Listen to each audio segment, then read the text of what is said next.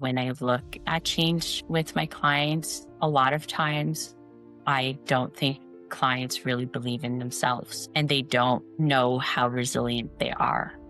Many people might think that they are stuck or broken and they're unable to change. I think that's like a very big stereotype that people kind of put on themselves, is like, I'm broken. But at the end of the day, no one is broken. Nobody's perfect. We've all experienced something that has affected us. A lot of what we struggle with day to day doesn't always have an obvious cause, and often we don't connect it back to our past. In this episode of After Peter Pan, I sit down with psychotherapist Cassandra Tenneriello to talk about trauma, what it actually is, how it often shows up in ways we don't recognize, and how it can quietly keep us stuck. We explore survival mode, the nervous system, and the patterns that shape how we cope, along with what it looks like to begin moving toward a place of safety where real change and growth become possible. I hope you enjoy this episode. One thing I really wanted to say was that this pivot that I'm doing from sales to psychotherapy, you are one inspiration. Seeing you go through school and then starting your own clinic, hear you talk about the work that you do, it feels accessible. It seems possible. It feels less scary. So you have been an inspiration that really helped kind of push me over the edge when I was thinking and ruminating and not sure and maybe. And so having you as a resource has been I've been very fortunate. So thank you, Cass, for that. That's really kind. That's really heartwarming to hear that.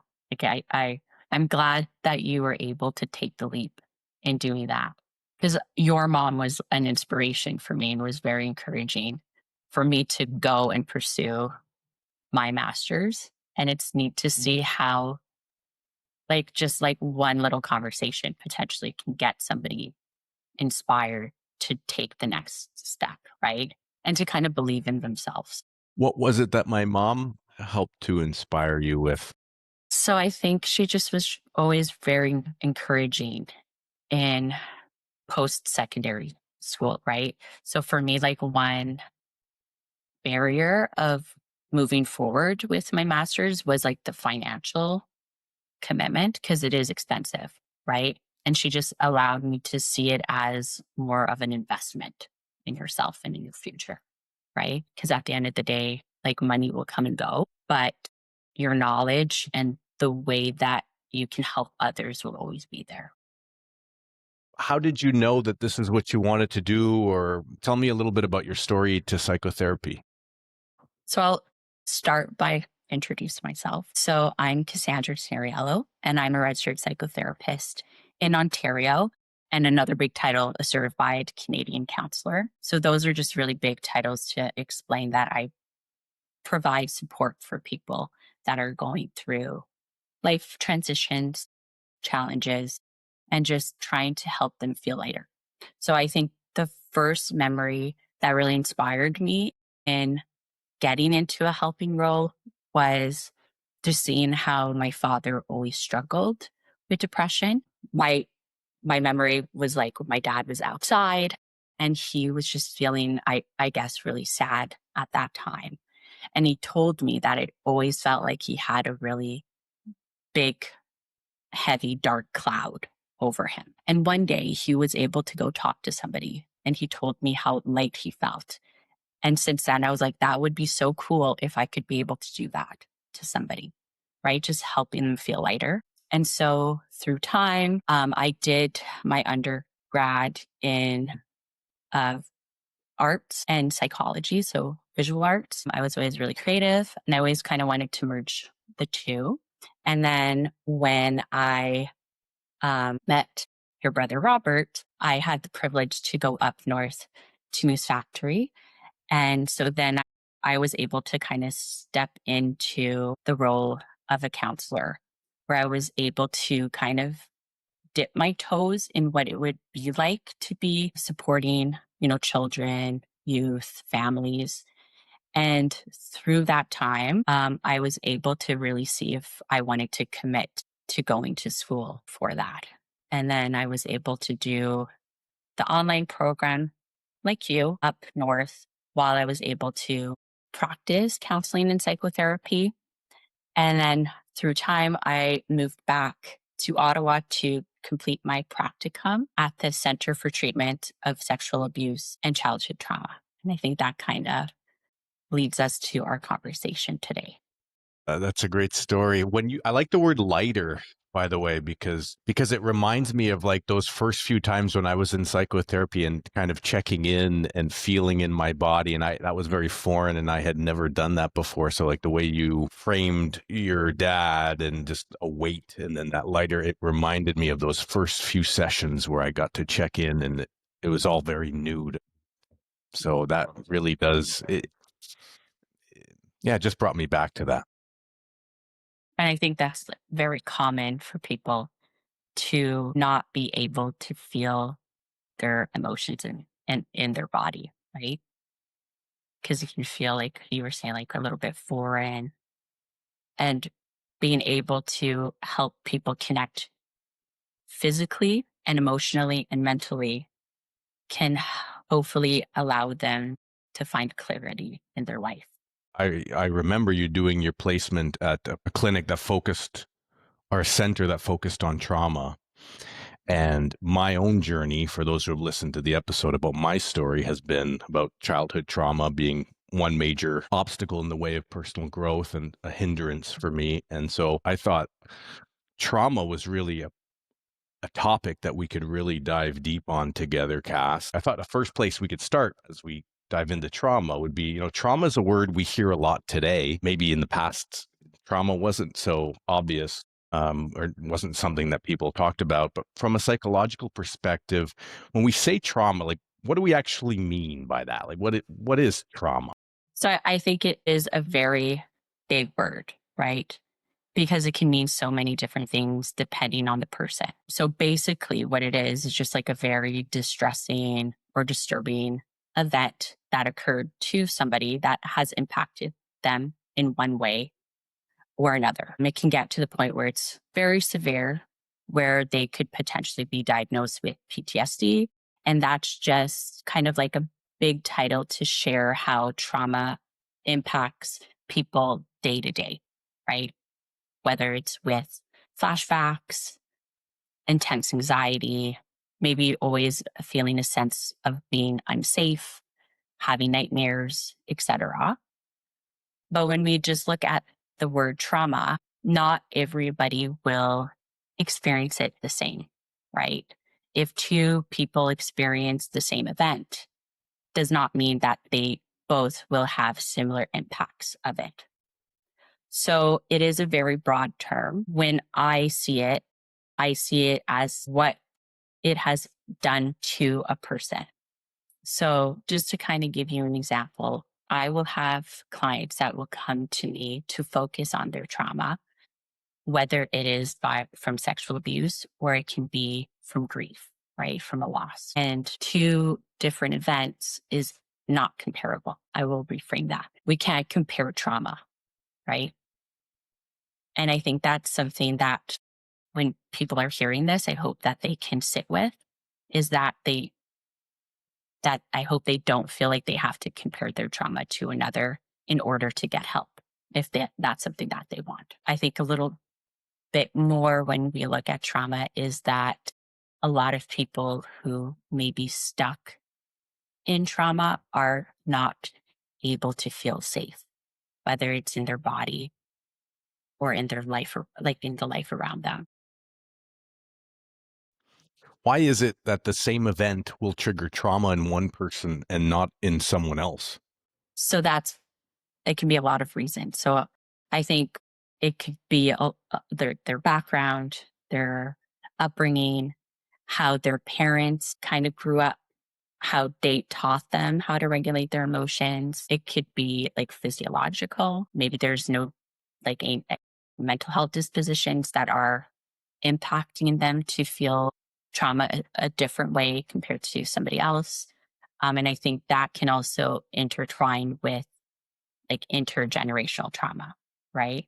So I think if you look at trauma within your family, it can potentially impact somebody in the next generations to come if that aspect has always been there, right? how their nervous system is regulated, how they saw their parents cope with their emotions, right? I think all of these layers really impact how an individual will be affected traumatically. What would be like the most common events or situations that clients have come to you with that have triggered trauma?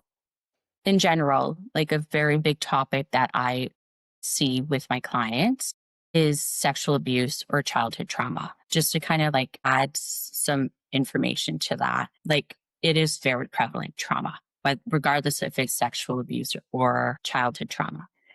So let's look at like the stats. So just in Canada alone, 63% to 76% of Canadians have experienced some sort of traumatic event. So that's like a lot. And a lot of people won't want to come into therapy because trauma is a bit of a touchy subject, right? People aren't wanting to face it. So even though certain clients of mine are coming in with those two main areas, a lot of times other people are coming without wanting to focus on that at all. I Mm. hope that makes sense. And do they come in? What about though the population of clients that come in not knowing, they might come in with issues, coping mechanism, things, their behaviors in their life they're looking to change or changes they're looking to make and don't know that there could be trauma. Like, is that a substantial population of clients, or they typically already know that there's been trauma? A lot of my clients have some sort of awareness of their traumatic event.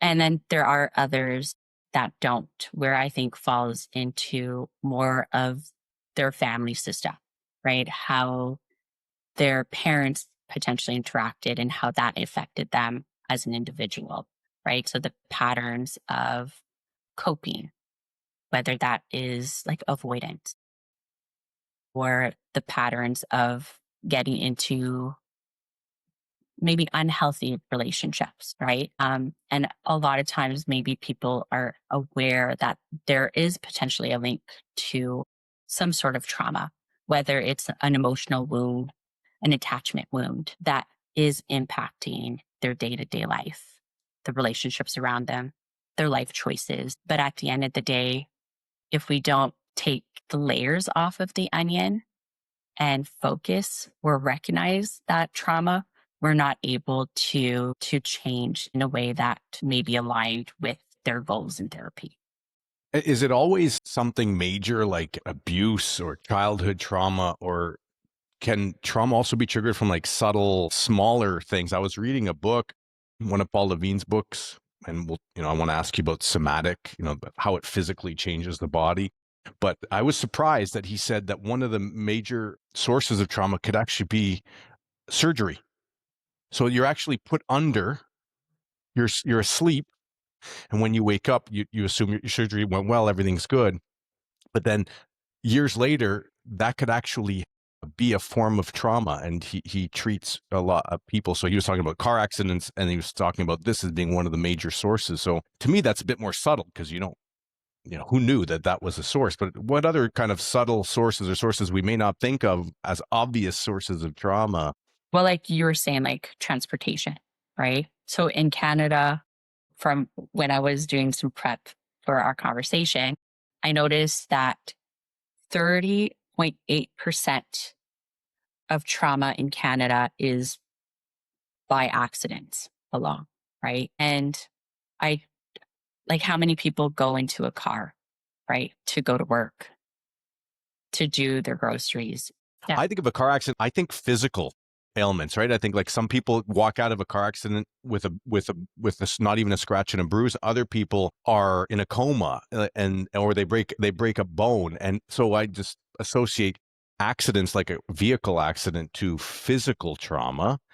It's not obvious to me that there is mental health repercussions like trauma from a car accident. I suppose now that I'm talking, okay, well, if someone's driving, then they may become scared of driving Hmm. as a result. Okay, that's pretty obvious. But maybe there are other subtle, less obvious sources of trauma. And the reason I'm asking this question, Cass, is like Mhm. I went through a big chunk of my life Mm. not knowing that I survived trauma. Yeah. It wasn't obvious to me. It was kind of like buried somewhere. I just somewhere in my brain, I didn't want to open that door. It was Yeah. there. It came out eventually. Yeah. And so I'm asking it more from a place of like a lot of people listening, like they don't necessarily Yeah. know. It's not obvious they lived through trauma. It's like, where could be sources of trauma that where they might think like, oh, that's interesting. I'd never really thought of that as a Mhm. potential place for trauma. Yeah. And I think when we look at that and we kind of look at what you shared, a lot of people aren't in a place where they're able to look at their trauma, regardless if it's from a relationship or a bigger event, is that people will have to survive that. And by doing so, it could be avoiding it completely, trying to forget it, your brain trying to store it in a way so that you can move on with your life because it is pretty dangerous if you think about it to touch on trauma. Not dangerous in a way of like you're going to go jump off like a plane, but to somebody who's experienced trauma, when they are going to touch on that, it can feel really dangerous. Because at the end of the day, what happens when we've experienced trauma one way or another is that we're really not feeling safe in our body and we need to survive. So our nervous system is maybe going into survival mode, doing what it can, what to do to go through the day. And that could maybe just even being avoiding it for years, right? Hmm. Pretending it didn't happen, right? Yeah, tell me more about that. So, because survival mode was a big one as I went through the Men in Healing program for my trauma. What do you mean when you talk about survival mode? So it's scary to like the people avoid it. They go into survival mode. What does that look like? So that could look like avoidance, right? That's the big one. I could say if we're looking at the nervous system when it comes to the fight, flight, freeze, and even like fawn response, people will either, completely shut down, not talk about it. Maybe they're feeling a little bit more anxious, right? That fight or flight wanting to run away. And then there are people that will fawn, which is more of that people pleasing, right? Keeping the peace to survive relationships, let's say, as an example. So when we are looking at our nervous system really dictates how we are managing day to day life, right?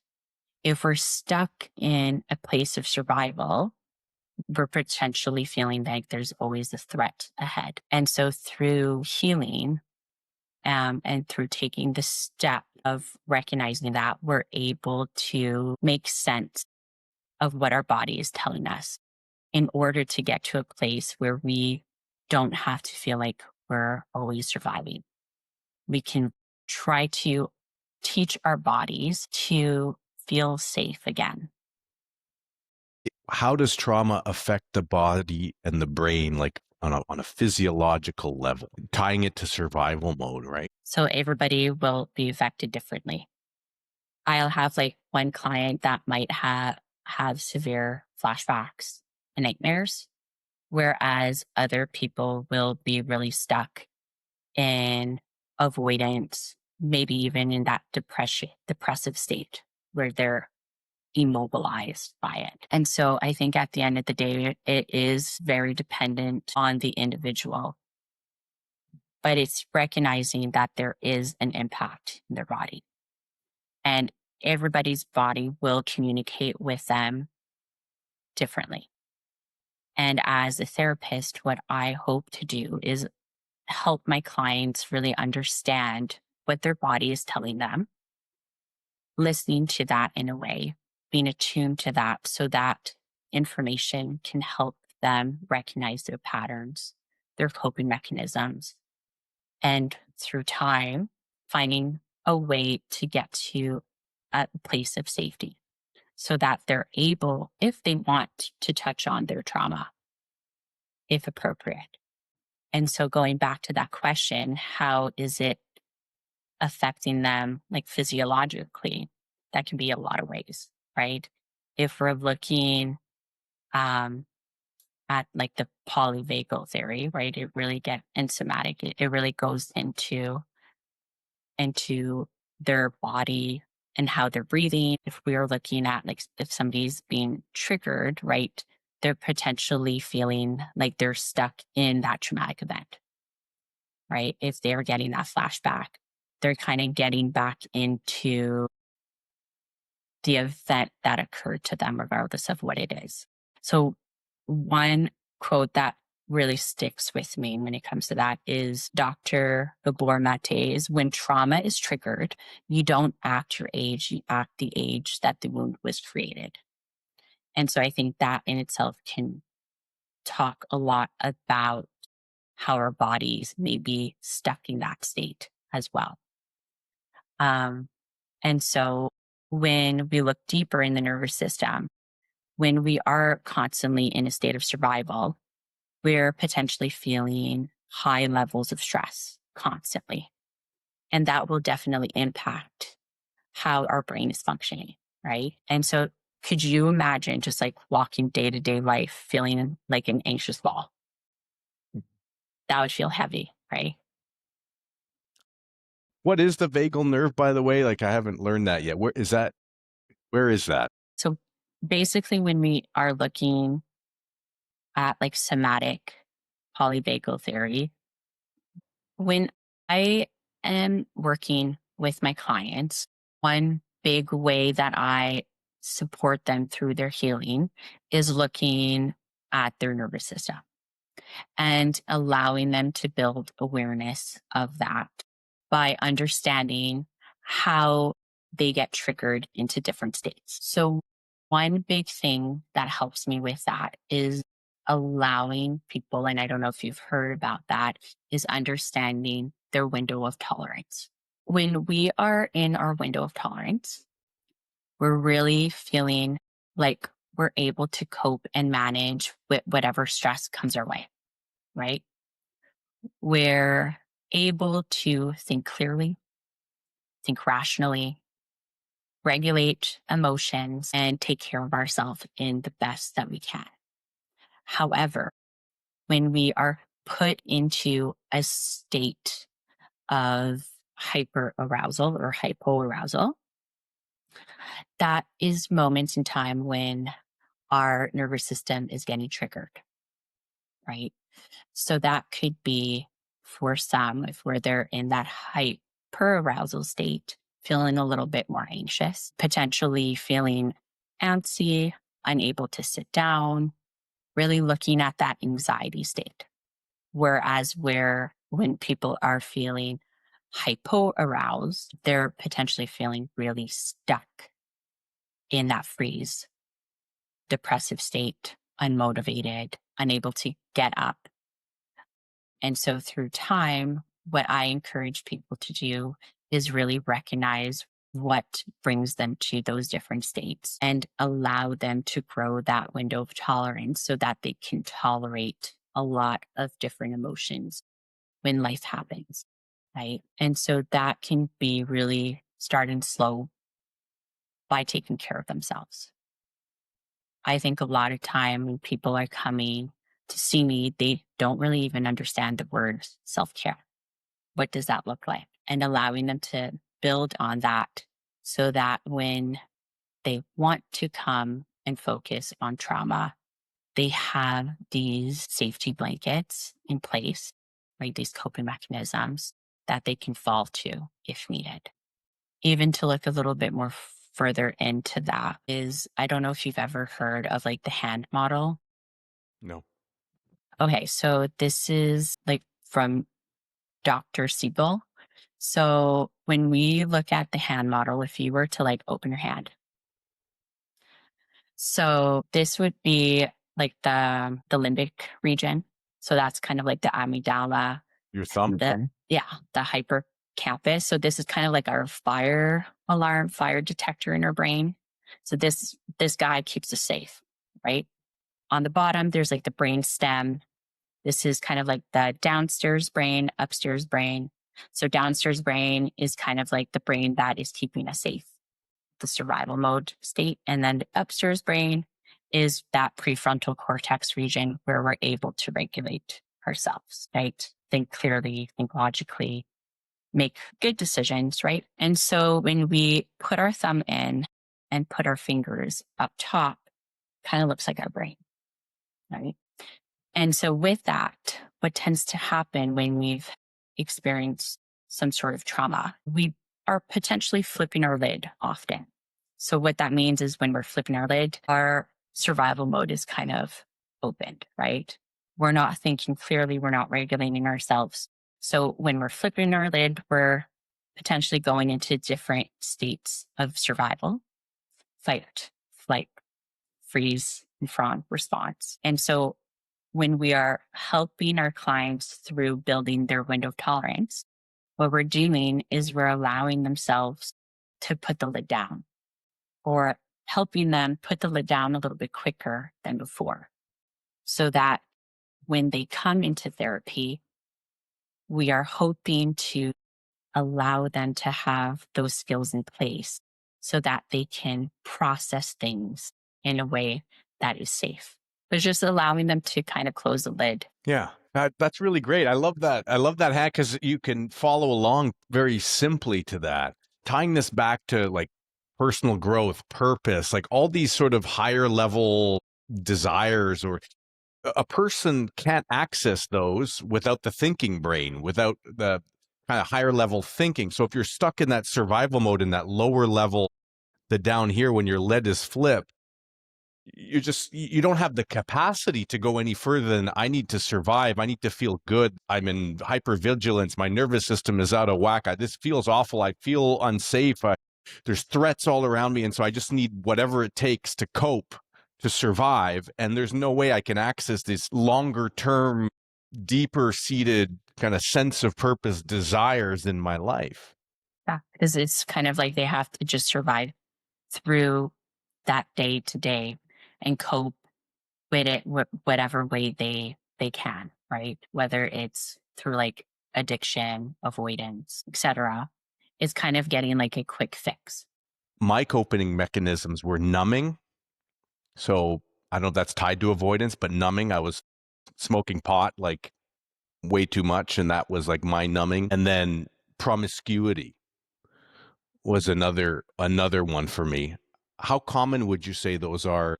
I think it's common depending on the person again, right? I think a big one is addiction, right? It is that quick fix, whether it is avoidance, right? Numbing, right? Because at the end of the day, when individuals are leaning towards substances, by doing so, you are kind of shutting down one way or another, right?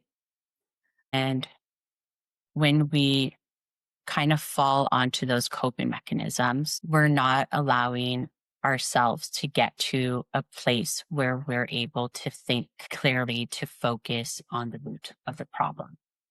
So you give people, you create space, time, awareness for that transformation to occur, space to go beyond the here and now. Is that correct? Exactly. So, like when I look at the work that I do with my clients, every client is unique and different, right? So, I really need to pull from different approaches and therapies using like an integrative approach to psychotherapy that fits their needs. So, when you ask the question, like, is that like a normal coping mechanism? Yeah, it is, right? Depending on the person, they will be numbing one way or another. And when they come into their healing journey, I really make sure to make a point of allowing them the time and space so that they can create safety one baby step at a time. And that can be with that self compassion, self care, awareness of making sense of what has helped them to get to the point of therapy and what they would like to do moving forward, helping them shift that commitment. What's the likelihood that a client will change and see some of these positive changes in their life? And when they do, what are there any commonalities in those types of clients? Like something that they have, a trait, a characteristic that will make it more likely that they will be able to transform and change? When I look at change, it really comes down to their own commitment in being able to have insight with themselves, being able to commit to their values and goals. I can only provide them the time and space, whether it's like an hour a week or every other week or once a month, but they are the ones that have to put in the work afterwards in order to see the change. When it comes to trauma, change can be slow, right? Because it is at times a long process to get to the point where clients are willing and wanting to go to the roots of their issues. So for me, even like a big stepping stone is being able to see clients come in and shift the way that they cope with emotions, allow themselves to feel feelings instead of escaping them or avoiding them, allowing themselves to even set a boundary. That can be so big. But one thing that sits with me when I look at change with my clients is that a lot of times I don't think clients really believe in themselves and they don't know how resilient they are.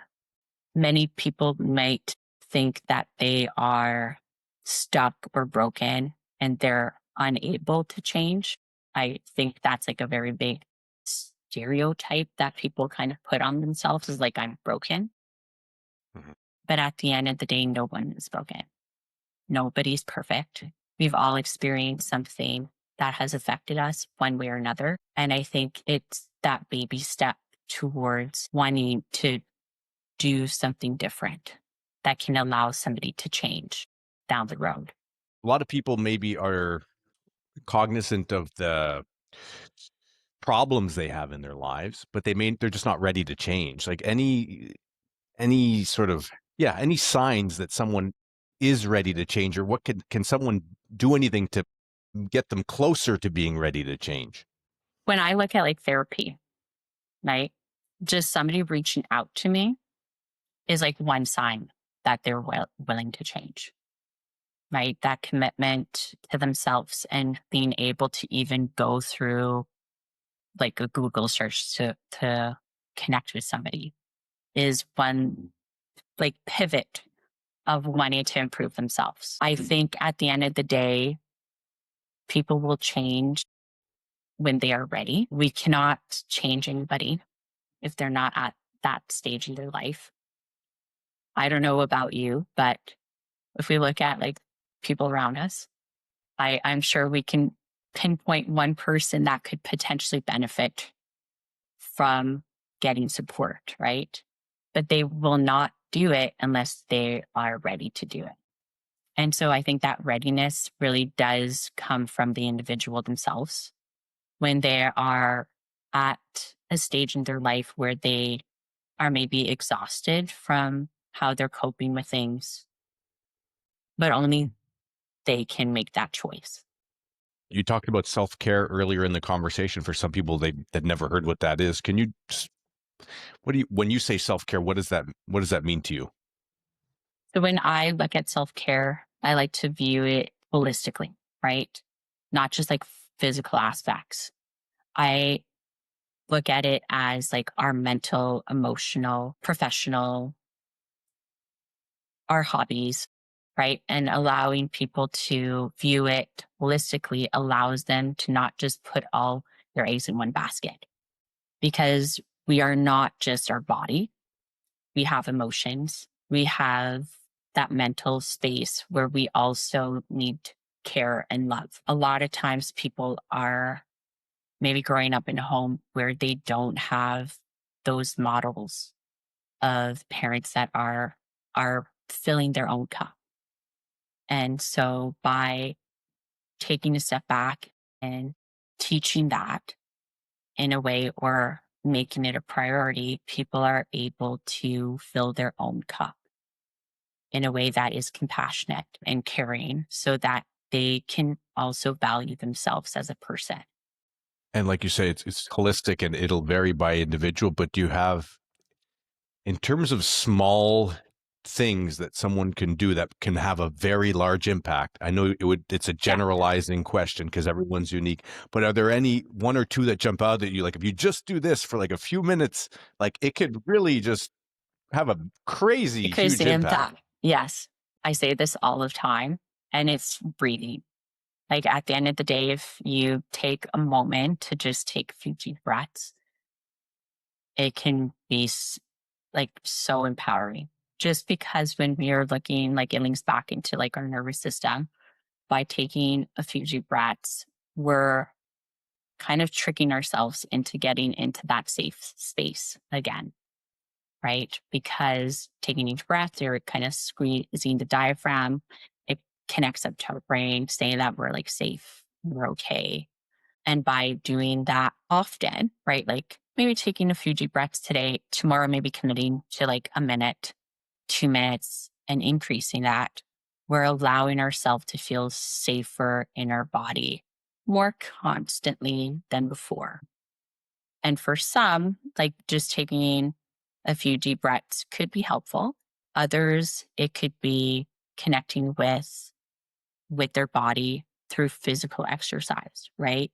But that breath in itself can really help people navigate things day to day because we're always breathing. We have access to that wherever we are. Anything else? For some clients, like journaling could be really helpful, letting it out, putting it out.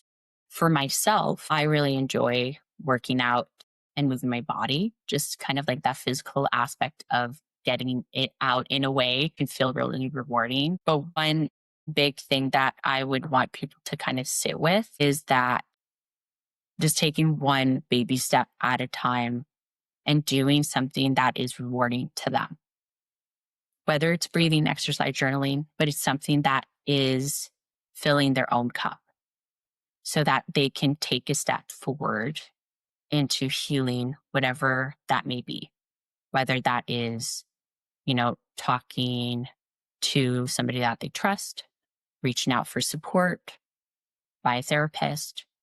But it's those steps forward that can hopefully encourage them to get to a place of clarity, of safety, of themselves. Earlier, you talked about using many approaches to treat your clients, to treat trauma. What are some of the main therapeutic approaches that you say are kind of in the mainstream? Like what could you walk us through a little bit more of what some of those different approaches that you pull from might look like? Yeah. So like I'll speak for myself because every therapist is different. But a few things that I tend to pull from are like the popular cognitive behavioral therapy, dialectical behavioral therapy. So those really focus on the way that we think and how that's connected What to was our it again? behaviors. I didn't catch that. The lect. Uh, yeah, dialectical behavioral therapy. So DBT Okay. is a really big, like a big one. Those tend to touch on the way that we think, right? And as individuals, we're really stuck in our thoughts a lot of the time. Another thing that I enjoy pulling from is that polyvagal somatic approaches, because that informs us on how we are navigating stress, trauma, and other things in our body, and using our body as a way to help support us day to day life, and using our body as an informant of what is going on in our thoughts and trying to connect those two places together, right? Because if we look at it, sometimes we can probably feel a little stuck always in our thought, disconnecting from how it's in our body, or vice versa. One thing that I find really important too is really pulling from like family systems. So looking at how our families have impacted us today, whether that is like the patterns that we're in relationships and vice versa. And using narrative therapy as well. So that's really like the story that we tell ourselves may not be the story that we want to continue to tell us to say, right? And so I think at the end of the day, it's really pulling from things that really fit my client's needs so that I am supporting them as an individual, right? Yeah. Hmm. I think nobody is the same, right? Everybody has their own unique stories, and it's important to me to meet them where they're at and not try to fit them in a box that might not work for them. What does the other side look like? Like, would you say it's possible to fully heal from trauma? Or is it more about integrating the experiences? To the other side of healing, for what I see, I think it's like a beautiful place, but I don't think you can fully erase your past, right? Because your past is there. So it really is integrating it in a way that you are able to get to the present moment, feeling safe in your life. Healing is not erasing the past, is really not allowing it to dictate your present moment. And I think by being in a place of feeling healed is being able to feel safe in your body and not allowing those past memories, trauma to really dictate how you are going about your life today. Allowing yourself to feel empowered by being able to cope with whatever emotions come your way, whatever triggers are coming up, and feeling as though you have more control in your life to make choices for yourself and not allowing that trauma to make choices for you. Sounds like a good place that a lot of people would want to be. Is it necessary to revisit the actual trauma when a client works through it? Like, what does that look like to get to the crux of it? Earlier in the conversation, you said some clients are just not ready to like kind of like go to the core of it. And so, yeah, what does the core of it look like? And does it mean we have to go to the trauma? I don't think people have to revisit it if they don't want to, right? They have that choice to do what is best for them. For some, yes, it is revisiting those events, processing it in a place where they feel safe, whether it's with a professional or like let's say family member. In my case, it's therapy. They're coming in a place where they want to maybe focus on that. And then other people are just coming in to really focus on places around it, right? They might not touch on the memory and event in itself, but they are exploring how that has impacted them in their life, in their day to day. And so by allowing people to feel like they have a choice, that can allow them to be able to start their healing journey and to start to make sense of it. Okay. Like I remember when I was starting, I hadn't decided whether I was going to do it, but part of me was like, am I going to have to like go into the details of like what transpired? Because two emotions actually that haven't come up in this conversation that I think were really big for me and my processing my trauma were shame and guilt. And just we talked about like checking in with ourselves and how we feel and holding different emotions, but shame and guilt were like, I had a lot of shame. Like I didn't want to talk about that. And I was like, am I going to have to talk about that? So it's good to hear that, everyone's different. Some people talk about it, some people don't. You can still work through it without going there if you don't want to. Exactly. Because, like you're mentioning, right, recognizing that shame and guilt can really make people feel stuck to even get the help that they need. And so, by taking the layers out and taking that pressure of not having to go there if they don't want to, is a stepping stone of opening the door to allow them to heal, whatever that may be to them.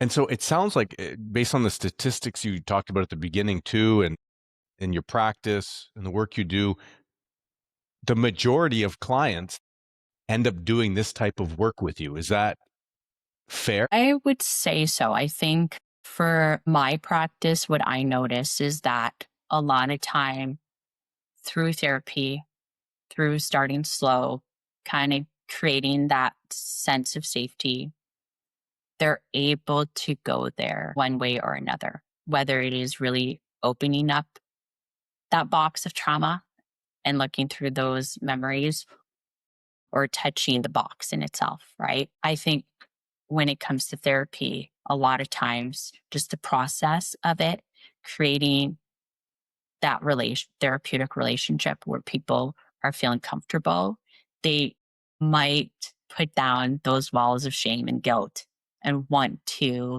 explore it. But again, that really does depend on the individual themselves. But for my clients, they tend to want to kind of open it up and look at the roots of what is happening in their life. How about relapses? Relapse when it comes to addiction. Or yeah, I mean, so people come to therapy. I could, and again, I tie it back to my journey. You know, you're like you're going. I'm going into this. I'm invested. I'm all in, and I know I should be changing some of these misaligned coping mechanisms. Or maladaptive, I guess is the right word, as I'm learning the correct terminology at school. And relapses, how do you manage relapses where it's like you thought you're out of it, you thought you've stopped doing this, and something you get triggered and you end up relapsing, and maybe it's an addiction, maybe you start smoking pot again or whatever, or maybe it's something else. How do you manage relapse? So when you're asking me that, I'm seeing like two things, right? Because like for me, like a relapse is a lot of integration with addictions, right?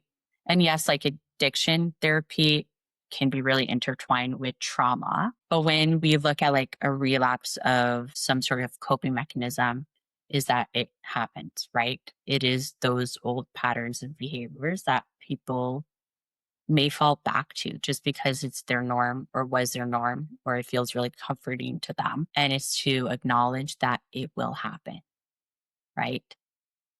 That it's okay if it happens and to have that awareness so that you can put things in place to prevent it if that is something that they want to do, right? Because it is their choice on how they cope with things. Okay. But I think that's like to add to that, I think like that, like if you're looking at like addiction therapy, that could be something to explore, right? Like how do you prevent relapse? How do you deal with it? Yeah, I was thinking certainly that's addictions is part of it, but also coping mechanisms like behavioral, that behaviors you want to stop that you end up, Yeah. falling short. Yeah. For someone who suspects trauma may be affecting their life, or for someone who simply wants to make change and may be blind by trauma, or maybe doesn't have any trauma, like where do people tend to start? Like what would you recommend to anyone listening who wants to start? I think when we look at the idea of wanting to change, I would say slow, start small, one baby step at a time. I think it is to really build on their awareness of what is happening, maybe how they're coping with things, looking at the patterns around them, the relationships that they're in, and through time, helping themselves build some self compassion, right? Maybe allowing them to speak to themselves in a kind way so that they are able to feel like they can talk to somebody if they want to. That's really hard. Like you said, self-compassion, like that is not easy. Like what would be a really small step towards self-compassion that you would advise people to do? I think it goes back to like taking care of themselves, filling their cup, doing the things that might not be obvious, right? If it's a day where they don't want to get out of their pajamas, maybe it's just taking their toothbrush and brushing their teeth. Um, and so through time, when they are able to be compassionate towards themselves, provide them the love that they need, maybe then they're able to recognize that they are also able to heal if they want to. So I like to end the conversation with this. What does growing up mean for you? What growing up means to me is a constant journey of learning and taking chances and getting out of your comfort zone, like I am doing today. I think growing up is allowing yourself to have space to explore things, whether it's like in therapy or not, because life is short. And I don't think there's a such thing of being grown up. I think you're always constantly growing up. We're just in different like chapters in our life, right? Like I'm a mom to three, and sometimes I feel like I am a little child with them, right? I think it's recognizing that we have all of these different parts in ourselves, and it's to make space for them as they show up. Because I'm sure we'll have a conversation when we're in our 70s, and we'll be like, sometimes I feel like I am a teenager, right? Well said. Well, Cass, thank you so much for taking the time to come on the show. I really appreciate it. It was a really great conversation around trauma, which I think for a lot of people is an obstacle towards growth. Being in survival mode, there's the stunted growth. And so I think you really helped to walk us through that, and especially in the work that in the great work that you do with your clients and your clinic. So thank you very much for agreeing to talk to me today. Thanks for having me. And thank you for listening. And I hope that this sits well with somebody or provides some sort of insight to their own healing journey. If anyone wants to learn more about you or the work that you do, where can they learn more? They can find me online at triellocounselingservices.com. But yeah, it was really nice to be able to get out of my comfort zone with you, Pat. And yeah, I hope you have a good day. Thank you for tuning in to this week's episode of After Peter Pan. If it resonated with you, I'd love if you could leave us a like, drop us a rating. It really helps to drive new audiences to the show. Thanks again, and until next time.